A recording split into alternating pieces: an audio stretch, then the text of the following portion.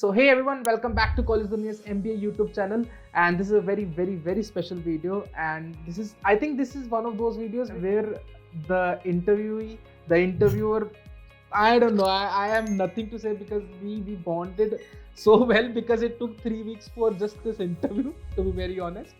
And now that we have finally met, we have Pallavi from IMT Hyderabad, very bright, very interesting alumni of IMT Hyderabad. She is from the batch from 2023. And Pallavi, welcome to the series, welcome to the show. Thank you so much, Chaitanya.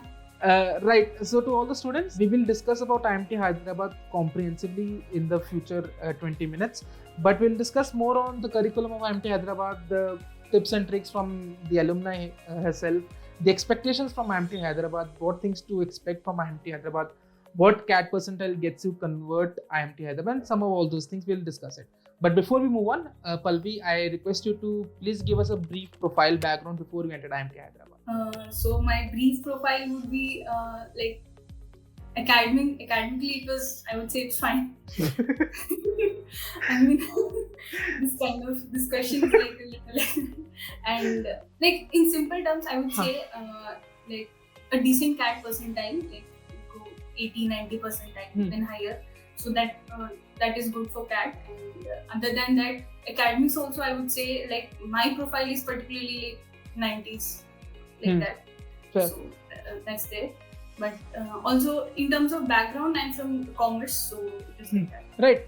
So Pallavi, first of all, I wanted to know what were your other converts apart from IMT Hyderabad? There were few converts, like I was looking for IMT Kozhikode's Liberal Studies Management. Okay. Right. So that was there. Although I couldn't convert that one.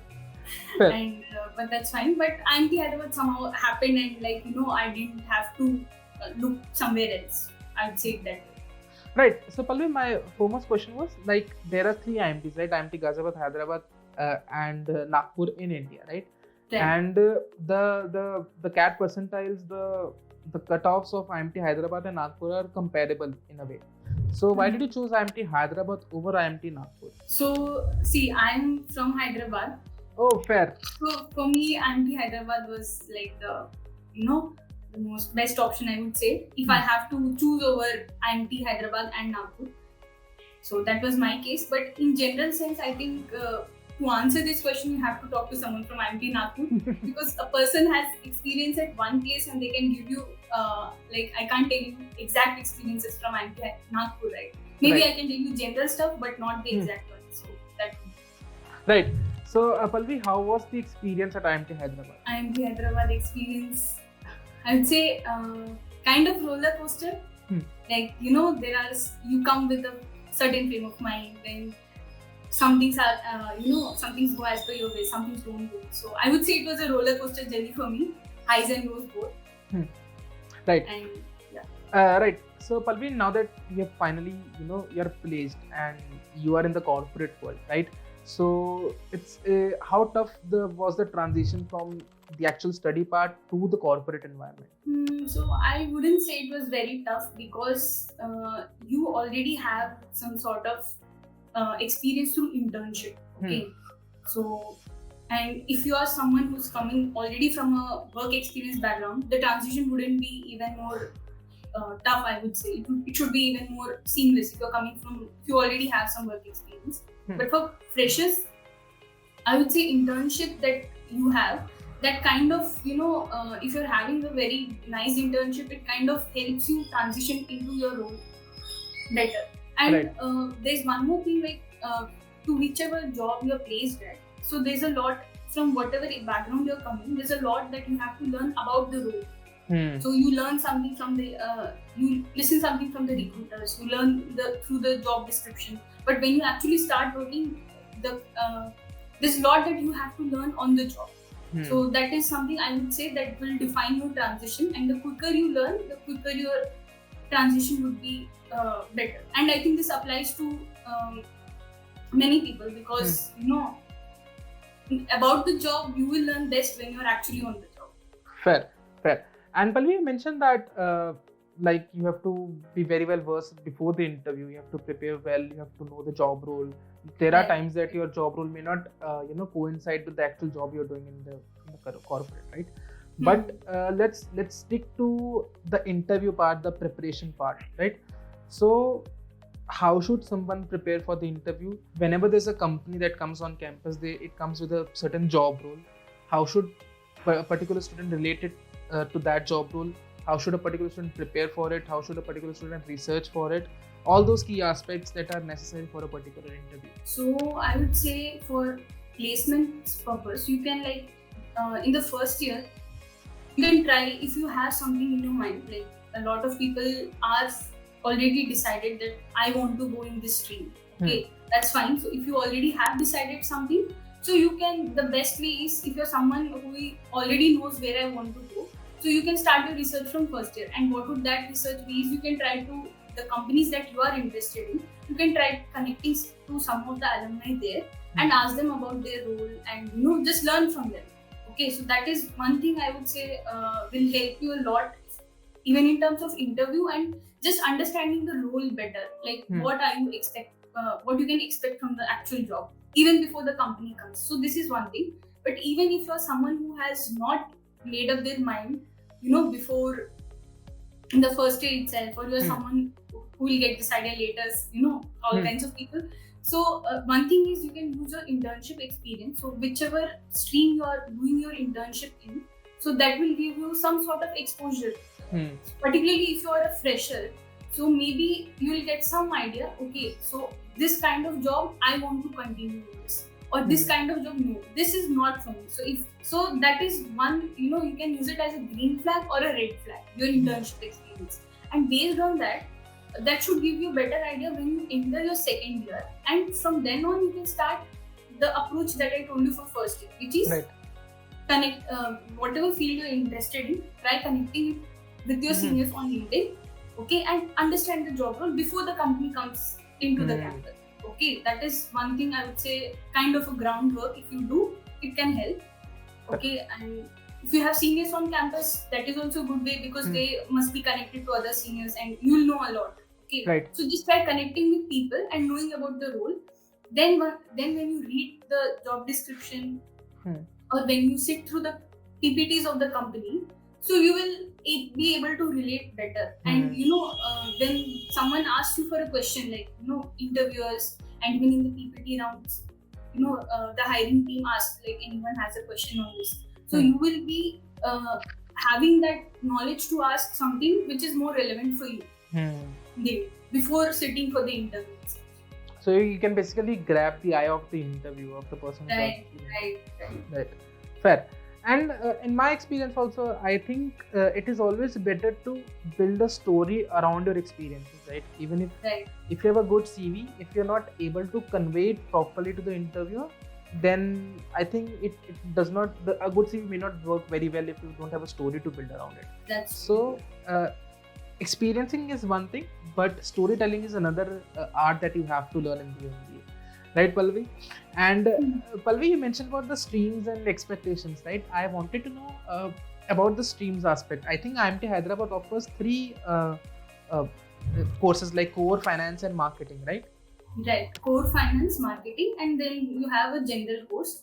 Right. So PGDM core, PGDM finance and PGDM marketing. So if you are part of PGDM core, so first year is same for everyone in terms of the curriculum. So in first year you will be exposed to all the domains, HR, marketing and all, whatever is there, you will be exposed to that. And if you are a PGDM core student, then next year you will have the option to pick the specializations as per your choice. Right. And when I say specializations, you could be majoring in finance, but you can still choose the subjects as per your choice. Let's say if you are in PGDM finance or PGDM marketing, so there are some subjects which you mandatorily have to take when you enter second year. Okay, but if you are from PGDM core, so what you can do is next year you can be a finance major with the subjects of your choice. Right. Okay. So Pallavi, again, I have this question. Like, if I get into PGDM core, right, will I be able to specialize in marketing? And if that option was always available, then why was there a need for a PGDM marketing course in IMT Hyderabad? So from what I understand, like coming from my experience, I would say it's like if you look at the course structure, there are subjects which are fixed for finance. Few subjects I would say which are mandatorily that you have to do if you are a PGDM finance student. And like if I have to give you an example, so for finance we had security analysis and this financial derivatives. So these subjects, what I have understood after studying is that these are some things that kind of are base for everything else that you would be doing. So it's like if you don't understand basic call put, you will not be able to understand complex ones like straddle and butterfly. Right, fair. So I would say that is something which the institute mandates, because they understand that this is something which will, what you say, give the students the right foundation if they want to have a career in finance. So that is one thing. But again, there is always your choice as an individual. Okay, let's say you are someone coming from a background who already knows a lot about these options. You may pick some other subject, right? So that is one thing. And I mean having a general one kind of gives you an option based on your strengths and weaknesses, based on your interests. I would say that. Right. So I have few things to ask, Pallavi. So like you mentioned that PGDM marketing, finance and core all have the same subject, exact same subjects in the first year? First year. Right. In the first year, right? So let's say I joined PGDM finance, right? For a particular student who gets into MBA, like one of my friends joined, he wanted to do finance, but secondary changed to marketing because he thought he could relate to marketing more, right? Let's say if a particular student somehow joined PGDM finance out of the cutoffs or out of, you can say, necessity that there was no other option left for him. But if he wanted to jump to PGDM marketing or choose any other courses, will it be possible for that student to join those courses? So I have not, I would say very simple way for this. If you're someone who are not very clear about what specialization you want to take, join for the PGDM core. Okay? Right. Because that will give you a choice. And I don't the thing, if you join PGDM finance from the first year and then you want to switch to PGDM marketing, I would just say talk to the academic programs office and let's see what comes out. Okay. I have not been there, and people I know haven't been in that situation, so I'm not the right person to answer this question. Right. But I would say, since the people who are watching this video, I would say you're still on your CAT preparation journey, right? So you can kind of, if you're not sure about which one you want to take, just try to opt for a score that comes to your, that you can get PGDM core. Right. So let's say if a particular student is not interested, so should he consider dropping the course altogether, or should he join PGDM finance? Because these are the kind of thoughts that a person may encounter during his selection process or admission process. See, I would say this question that you're asking is kind of coming from someone who's in a dilemma. Right, okay. Exactly. So I would say, I don't want to answer this question as an alumni, but in general, I would like to tell you one thing, that join something anywhere, wherever you're joining, just make sure, tell yourself, okay, I'll be fine here. No matter what, you'll be able to just, you know what you're going into and you know what you can face. So I would just say, this is a very, I would say, very dicey things. Students face these things, right? See, if you are going into something which you're not interested in, whether it is any college, just for the sake of doing an MBA and you're joining it, so I'm not sure of the outcome. Maybe you will come out very well, or maybe you will not. But that's kind of, I would say, join something where okay, I'll do well, or at least there are opportunities for you that.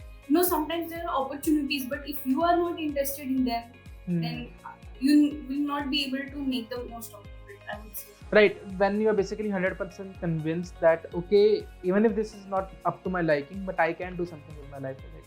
So, then you can do.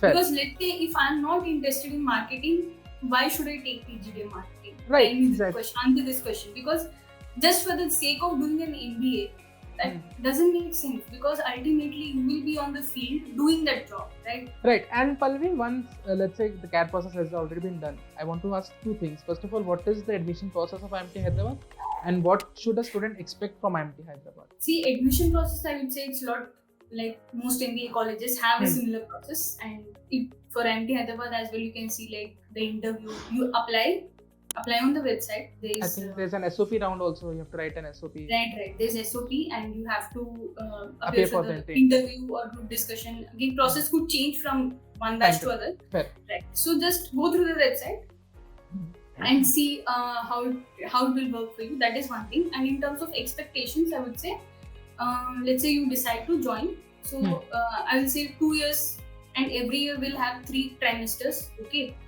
and within trimesters itself, like if let's say a given subject, you will have courses from industry experts.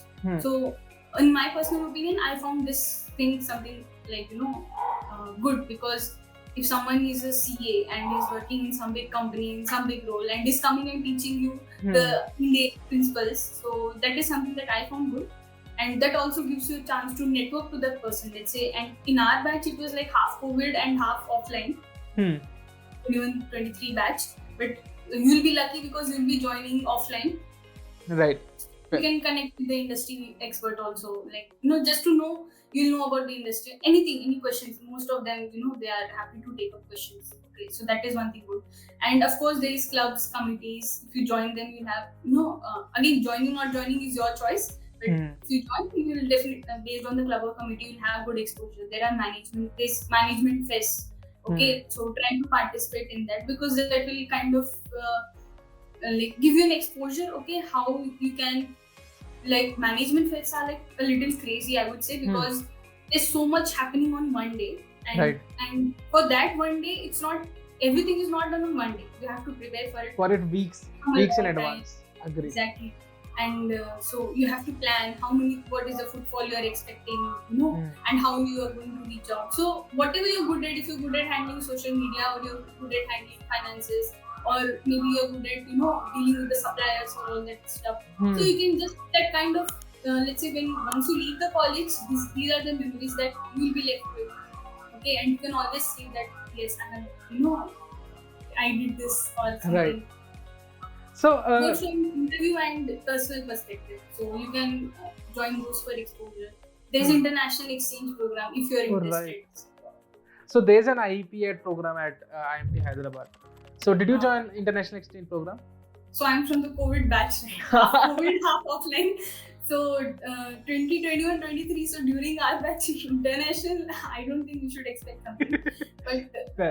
But is it worth it in your opinion? So like, see, I have not been there personally, so I can't tell you that. But in terms of exposure, if you are interested, you go out and study, you interact with a different, and in a different environment with different people. You get exposed to different kind of experiences. Exactly. And suppose, let's say, in your job is something that kind of, you can always tell this to the recruiters that you are someone who can deal with multicultural people. Basically, right? You get an additional story to tell in your CV, in your final interview also. But one thing's for sure, like in an MBA, the more varied kind of experiences you have, the better it is. It is always there. Right. So try collecting variety of experiences. This is it's always been my motto before I joined MBA. So. But there's one more thing here. Yeah, like, please. Don't take it just from because मुझे recruiter को story बताना है. Don't do it just for that sake of it. Okay. Yeah, fair. Because at the end of the day, it's all about you. Okay. You have to be happy. You have to be, confident about yourself. That's it. So once you are there, happy about yourself, confident about yourself from all these experiences or something, it will automatically show. That confidence will automatically show in your interviews. And please don't fake stories for interviews. Yeah, do not, please guys, I request you, do not lie in the interview. And if you have to lie, then sound more convincing than ever. Do not over convince yourself, because the interview will catch you. Do not under convince the interview, because it will catch you any which ways. So it's always better. Let me tell you, this is your advice, not my advice. This is my advice. So please do not lie. Please do not lie in the interview. It has always backfired, at least in my case. So please. Okay. Right. So this is my experience. And Pallavi, let's few more things. And I want to ask 2 interview experiences that you have in the IMT Hyderabad. First was while entering IMT Hyderabad, and second was while you cracked your final interview round. So please give me some experience, some interview. So while during the admission process, it was like the questions were mostly based on my profile. Okay, like, suppose I'm from an accounting background, so questions were most on accounting and stuff. Okay, there are some general questions, and you always expect whether it is this interview or a job interview. Tell me about yourself. Questions like that. Okay, so I would say to anyone who's preparing for any interview, whether it is your admissions interview or whether it is your final placements interview, internship interview, this question, tell me about yourself. This may sound scary to some people, but it will kind of give you an opportunity to tell about yourself first. So you can mention things. You can direct the interview from the beginning. Exactly. You can direct the interview, or you can, the follow-up questions could come from that, right? Yeah, exactly. And of course, the interview will, if there is something that the interviewer wants to ask, they will ask you, whether you mention it or whether you not. But at least this gives you a window to, at least try from your end, putting some things that you would like to be known by the interviewer. Right, fair. So that. And about the final placement interview? Final placements interview, based on the role. So it was, I would say. Was it technical? Was it more technical? Was it more of the hygiene questions were asked during the interview? I would say there were a lot of technical questions also, because this role will require your understanding of the different instruments. So technical questions, there were 2 rounds there was one qualifying round, 2 rounds of technical interview, then there was the HR. So since Pallavi, there are just 2 months left for the final CAT exam, right? So any final tips for all the students that you can mention from your own experience? Given just 2 months, I would say when you're giving mocks, so try to have an idea of what will be your, best case, worst case scenario, and a middle average case, I would say. And try to make a list of colleges that you can target based on those scores. So this is something, this is a very small thing that you will do now, but it will help you very much once you are done with CAT. Because most people, what happens is you don't have an idea of, let's say you could be scoring 85 percentile, okay? And the worst thing would be you don't know there was a better college there for that percentile, okay? So the best thing would be, during this stage of preparation, first thing what you can do is make a list of colleges based on your scores. That is one thing. And other thing, don't be disheartened by your mock scores. First thing, because a lot of people tend to get disheartened seeing the mock scores. But I'd say take it as a learning thing, take it in your stride. Okay, and try to analyze the mock scores, brush up your basics. Okay, don't take too much stress. And when you're attempting CAT on the day of exam, don't be nervous, okay? And when you're like in the exam as well, focus on the kind of questions that are there, because it's like you don't want to be wasting your time on questions which seem easy, which you think are from your strength areas, but those questions could be framed complexly, or it may be something which you think you're good at, but the questions are very sketchy, may waste your time in the interview. May waste your time. Right. So keep an eye for questions that are a time waster and try to avoid them. And if you are really keen on answering them, you can, at the end, if you think you have enough time, you can answer them. You can obviously answer them at that time.